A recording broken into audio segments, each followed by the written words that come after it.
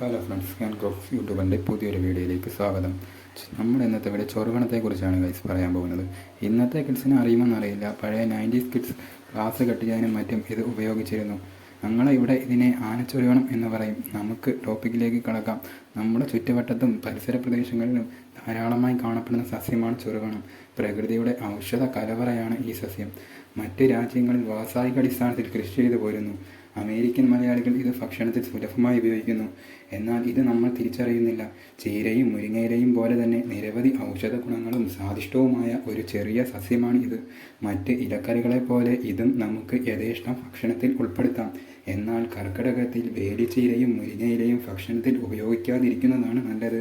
കാരണം മഴക്കാലത്ത് ഇതിൻ്റെ വേര് മുതൽ തണ്ട് വരെയുള്ള ഭാഗത്തെ വിഷാംശം ഇലകളിലേക്ക് വ്യാപിക്കുന്നു. ഇതുകൊണ്ടാണ് പഴമക്കാർ പറയുന്നത് കർക്കിടകത്തിൽ ഇലക്കറികൾ ഉപയോഗിക്കരുത് എന്ന്. എന്നാൽ അവർക്കും ഇതിൻ്റെ ശാസ്ത്രീയ വശം അറിവില്ല. എന്നാൽ ചൊറിവണം കൈകാര്യം ചെയ്യുമ്പോൾ ഏറെ ശ്രദ്ധിക്കേണ്ടതുണ്ട്. ചാരി പോലെ തന്നെ ചൊറിച്ചിലിനും അലർജിക്കും കാരണമാകുന്ന ഒരു ചെറിയ സസ്യമാണിത്. ആഹാരത്തോടൊപ്പം ഇലക്കറികൾ ഉൾപ്പെടുത്തേണ്ടത് അനിവാര്യമാണ്. ഏത് വിഷാംശം ഉള്ളവയാണെങ്കിലും വെന്തു കഴിഞ്ഞാൽ വിഷാംശം നഷ്ടമാകുമെന്നാണ് പറയുന്നത്.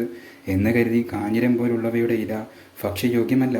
ചൊറിവണത്തിൽ മറ്റുള്ള ഇലകളിലേക്കാൾ വിറ്റാമിനുകളും കാൽസ്യവും പൊട്ടാസ്യവും നാരും ഏറെ അടങ്ങിയിരിക്കുന്നു. കർക്കിടകത്തിൽ ചൊറിവണത്തിൻ്റെ മൂല്യങ്ങൾ ഏറെയാണ്.